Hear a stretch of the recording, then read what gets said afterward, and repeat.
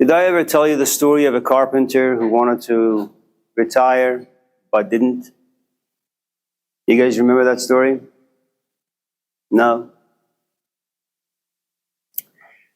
Since most of you probably were high, you most likely easily just forget things.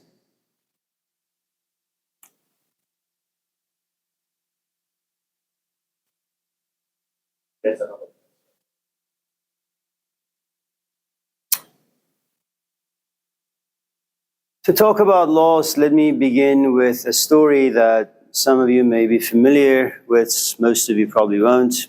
It comes from one of my good friends.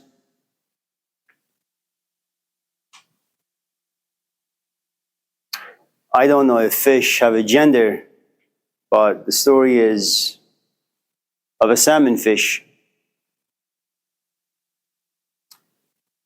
Salmon fish very much are like human beings, except that they are governed by intuition. They are instinctual little animals.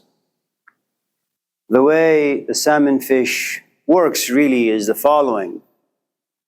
You have at the very top of this hill, this pool of water, some eggs just sitting. By the sheer force of the water, this egg slowly gets pushed out and begins to flow down this river. And by the time it reaches this pool of water, the sea, this pond, it's a living, quacking, swimming fish. It's a mature fish. Quacking fish? You've never seen them?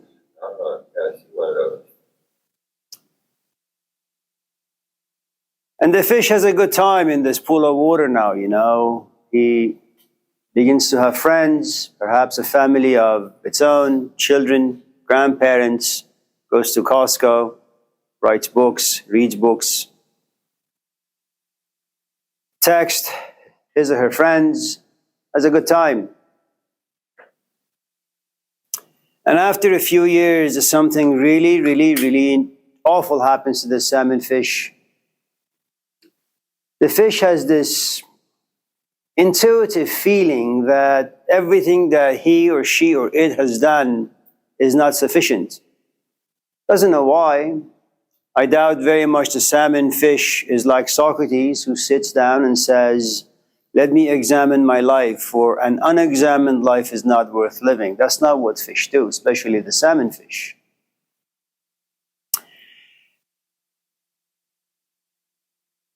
Without any notice, any warning, the fish looks at the environment it has created for itself in the past like 5, 10, 15, 20 years and says, "I'm done. I think I need to change the course of my life." Turns around, and sometimes they happen to be in the ocean, you know. But there is this nudge from the inside. You don't belong here. You have lost something. Go find it. And it happens not because the salmon fish begins to talk to other fish. It doesn't happen because he has ran into a Socrates or a Jesus Christ, or God has come down and spoken to the fish. None of those things. The salmon, the freak of nature, just one morning gets up and says, "This is not my home."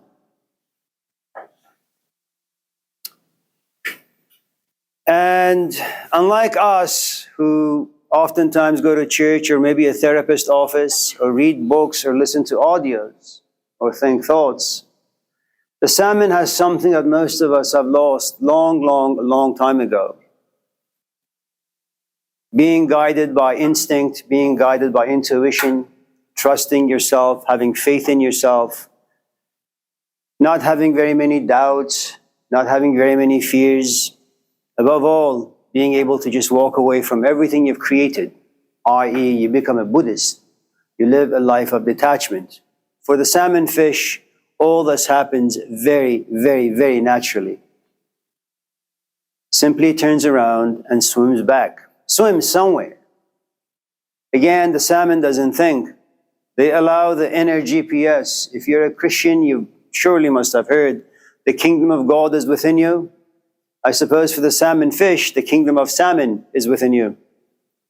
And so the salmon fish listens to the kingdom of God within the salmon fish and allows that kingdom to guide it.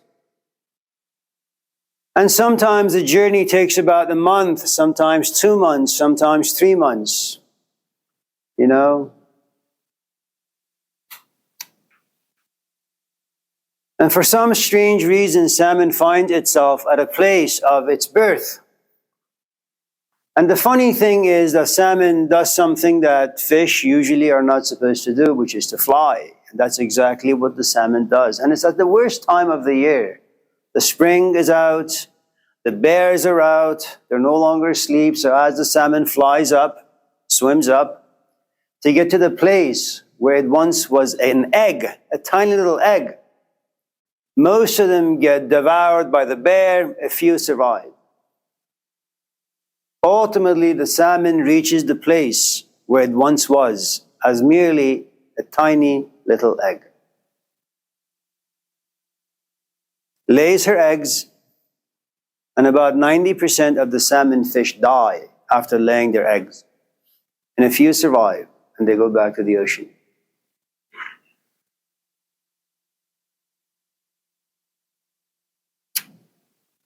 It seems that human life, very much like the salmon fish, is condemned.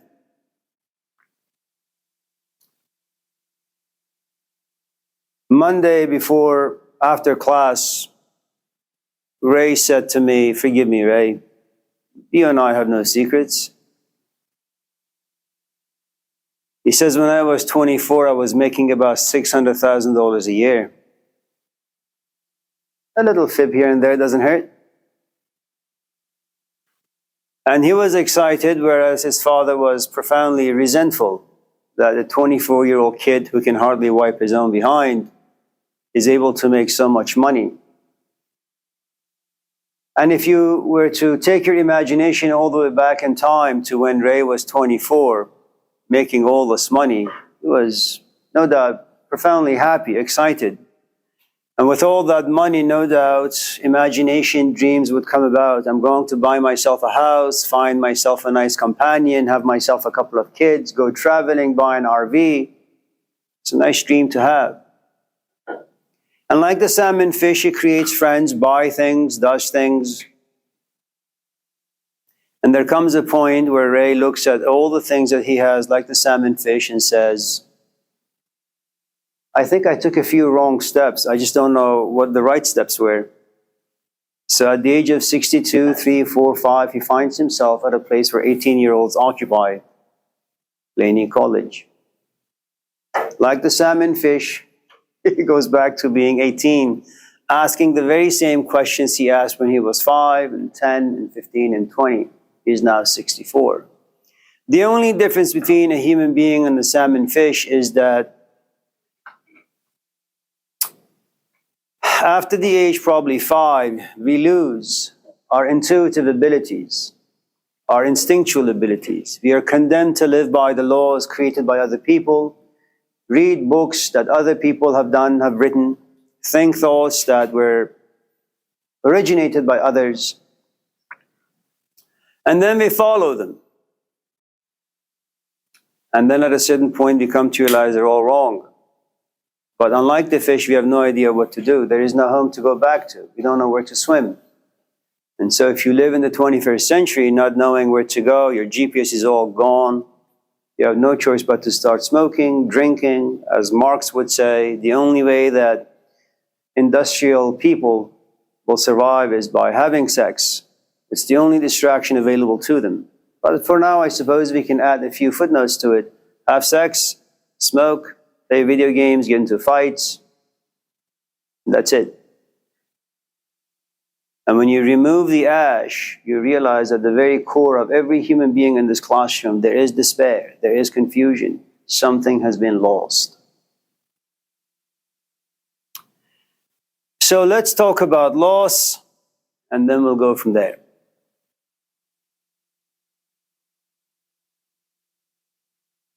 Bathroom, please. Bathroom? You know, I can't even see you, Shanti. You need to change your seat because I'm too old to move me.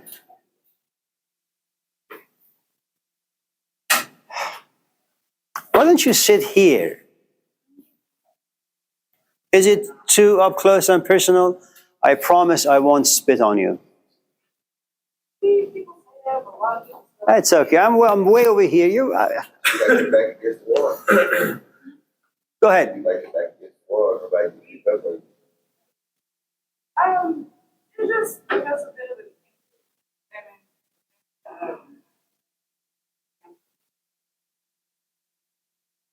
How? Because with salmon, when they, like, you're right, how many people die in order to go back to breathe? Like, when they leave and go into the ocean, they don't breathe.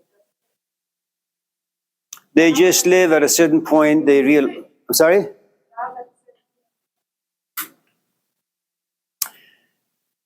I had a student about maybe 20 years ago at Laney College. I forget his name, but I remember he came to the classroom with C.J. Anderson. They were good friends. C.J. Anderson, of course, was a football player who got picked by Broncos. He promised to buy me a car, which never really happened. But I think his name was Isa. And it was a summer class. He was wearing a tank top. And he had these beautiful tattoos on his body. And then he was wearing a tank top. And he was so muscular. He was like the Titans. I don't know if you're familiar with the evolution of sculpture. But you look at, say, a male sculpture that was in Egypt, and it's quite bland. Mesopotamia, bland. Africa, certain parts, bland. And then it finds itself in Greece. Oh, man. And it's beautiful. The boy Christos, biceps are muscular, abdomen, it has six-pack, high cheekbones, chiseled jaw. And everything is in such harmony. And that was him. Everything about him was just perfect. And I think I was teaching an ethics class. And after class, something happens to him. I'm not quite sure if it was the product of the class conversation. He comes back to class the next day. It was a 4-day-a-week class. And then at the end of the summer, he comes and says, I bought myself a ticket. Ticket for where? My home. Where? It's a certain place in Africa. Why the hell would you want to go there? I was born in America. Everything I have is from America, but for some strange reason, I feel as if it's not my home. But do you speak your village tongue? No, I only speak English. Do you have any relatives there? I have no one. I don't know anyone. Where are you going to go? I don't know. I just feel homesick. For whatever the reasons are, I feel as if I'm a stranger in a strange land. And so he goes. And I don't see him for like 2-3 years. And he comes back through this door, this very classroom. He had lost about maybe 50, 60 pounds. He was just a skeleton. And he was an Uber driver. He had gone there. And for some strange reason, I suppose he has found his identity, whatever that may mean. He found a companion from that particular town, got married, didn't work out, divorced, because he went there as an American. Just because you have a desire to be something, it doesn't mean that you're going to leave your past behind. It usually doesn't work. And that's the answer to your question. We have philosophy because it forces us to think. Not philosophy. Philosophy does not force you to think. Life forces you to think. In other words, there have been many people that I have known who go, and I'm from the Middle East, and I'm an immigrant. So the life of an immigrant is very, very difficult. Especially it's tough on the parents because they have to leave their culture, their family members, their relatives. They come to a strange land like America. If you live in India, you live in Mexico, you live in the Middle East, you work from about 9 or 10 in the morning till about noon. You come home, you have dinner or lunch. You take a nap for 2, 3, 4 hours. You go back to work for a couple of hours and you come home and you have fun with your family. That's not what you do here. Here, you wake up at 6 in the morning and you work till about 6 at night and you go home exhausted. So life is not as stressful in other parts of the world as it is in America. So, and if you know anyone from, say, Asia, such as China, for example, we are tribal people. You don't go to school to do art. You don't go to school to do music. You go to school to become an engineer, to become a doctor, so you can take care of your family.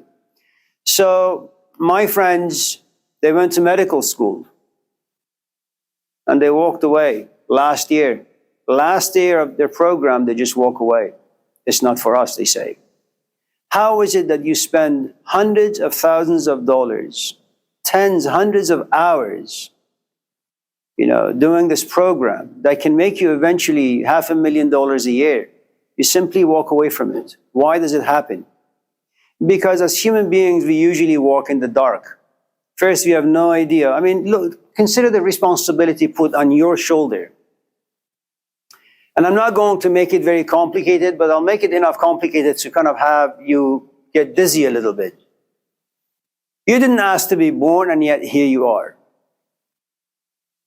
On your shoulders, you have these responsibilities.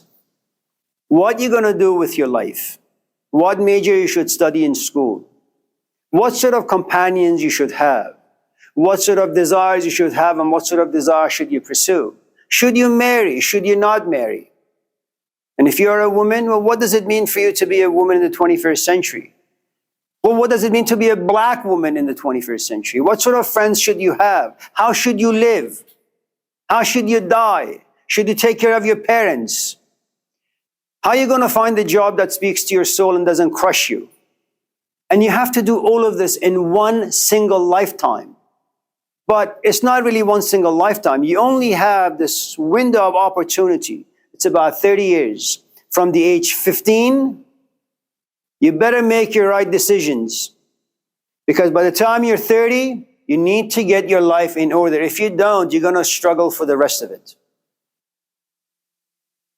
And this is not a culture where your parents can give you financial support, not even moral support. You're on your own. What are you going to do?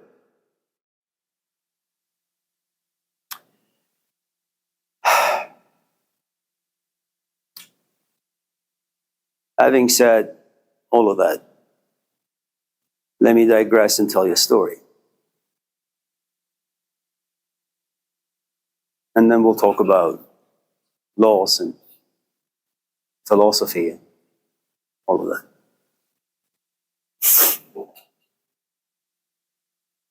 Some of you have heard the story. Actually, none of you have. It comes from one of my very, very, very good friends. His name is Khaja Abdullah Ansari. Have you guys heard of him? Of course not.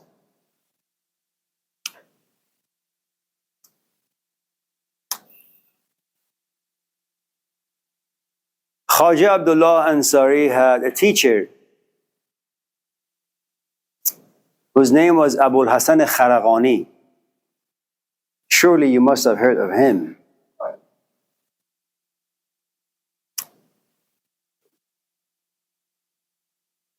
Abul Hasan Kharagani was this great philosopher in the Islamic tradition. And so one day his wife goes to him and says, Abul Hasan, you're a man about 60 or 70 years of age. When you die, and if God comes down to you and says to you or asks you, why did you never live your life authentically, passionately? Why weren't you a true worshiper of life? What are you going to say?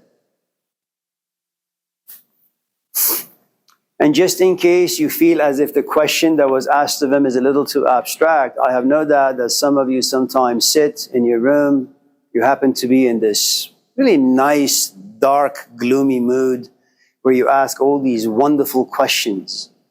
Why am I going to work? Why am I going to class? Why the hell was I born? What am I doing with my life? Life really sucks. I need to do something that's creative. And that was a question that was asked of Abul Hasan Kharagani. And so this is what he says. And so for those of you who want to live a relatively authentic, creative life, you want to be true to yourself, I'm just going to map out some of the difficulties that no doubt you will encounter.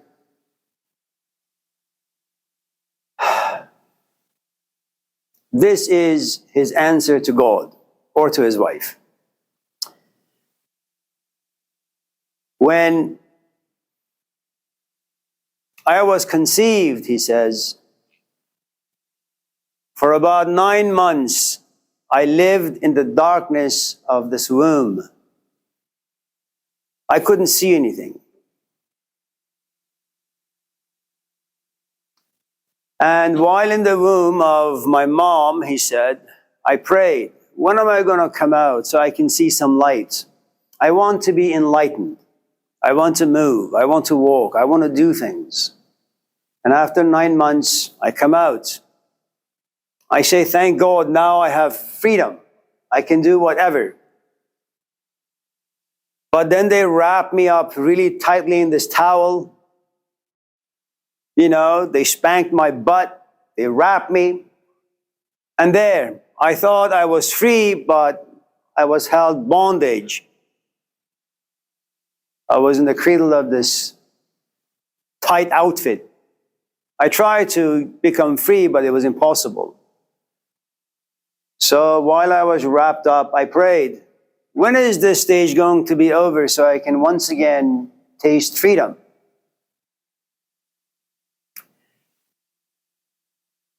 And so this towel was unwrapped from me, and I realized that I want to sit up, but I couldn't. Now I was held hostage by the limitations of my body. I desired to sit up, to move around, but I couldn't. I was far too young. Eventually, I was able to sit up and stand and run. I said, yes, now I can do whatever, go wherever. But I realized my parents begin to discipline me. You can touch this, but don't touch that. You can go here, but you can't go there. And anytime I made a mistake, I got a spank, I got a slap. I was disciplined. Just as I thought I was free, I was once again held hostage by my parents' do's and don'ts. And one day they tell me, it's time for you to go to school. I said, great. I'm no longer going to see my parents for like 5, 6, 7, 9, 10 hours a day. There is my freedom.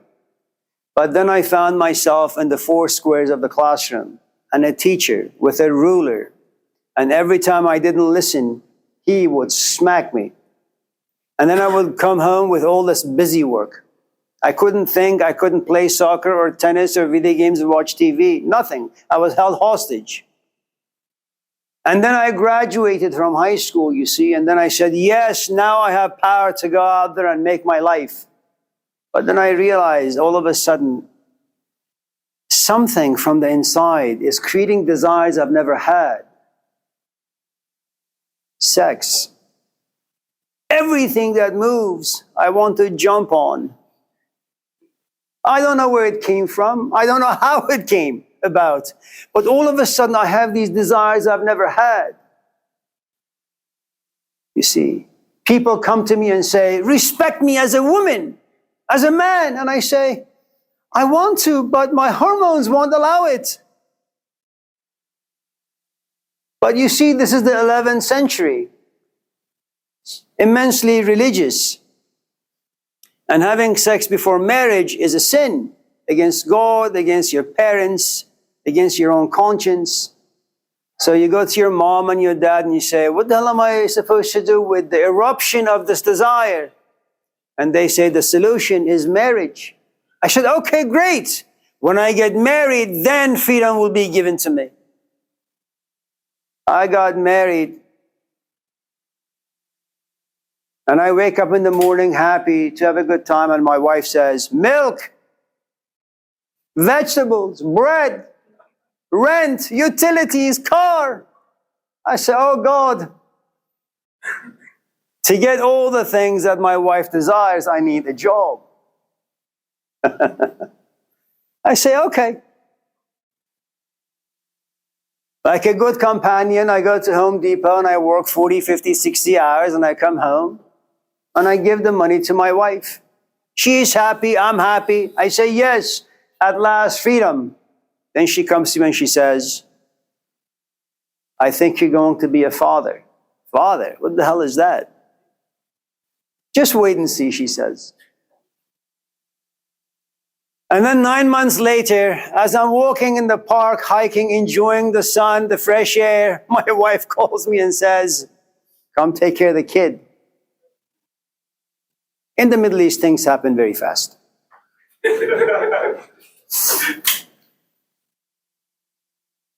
And so I realize now I have 2, 3 children. Remember the first one, the first child that you have, for the most part, initially, of course, for many of us, it was planned, but now things happen accidentally. So most of us are accidents. If you have a brother or a sister, that was planned because parents don't want their first child to go through life alone. The third one is an accident. And the fourth one is just a disaster. So,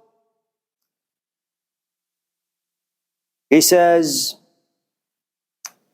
as I take care of my kids, something really strange happened to me. I realize I'm beginning to like them. I'm beginning to love them. I begin to worry about their future. If they're going to go to school, if they're going to have a job. If like Pinocchio, they're going to run into awful friends. And I realize my life no longer belongs to me. It belongs to my wife, but most importantly, it belongs to my kids. And I have worries I never had before. I'm a parent now. And late at night, I would pray, when are they going to be old enough to leave so I can sit and think and write and become a really, really good philosopher? And he said, eventually my kids left. And I was so happy. My wife now leaves me alone. I have no kids. They're all gone. They're healthy. They're happy. Now I begin to sit and I realize I'm 70 now. My back hurts. My knees hurt. My mind is just tired. I don't want to sit. I want to, I just can't. My body won't let me because now I am sick. I thought at the age of 70 I would be free to do whatever, but now I am held hostage by old age and sickness. Knowing full well that the rest of my life is going to be in the cradle of old age and sickness, I prayed for death, because that is the ultimate form of liberation. And eventually death came to me and I said, yes, now I am free. But all of a sudden, 2 angels came my way and they said, how did you live your life? Was it worth living at all? And I realized not even in death am I free. So for those of you in this class who want to be creative, who want to be authentic, who want to live your own life, you want to have your own voice and do your own things, you have no idea what life is going to do to you. If that's a little difficult for some of you to grasp, watch the movie Crash. You have some guy who's been in the force for a while and you have some guy who just came in. And this newcomer looks at this person who's been in the police business for a while and says to him, I don't want to work with you anymore. You're a horrible human being. And the guy who's been in the force for a while looks at this young kid and says, you have no idea what this job does to you.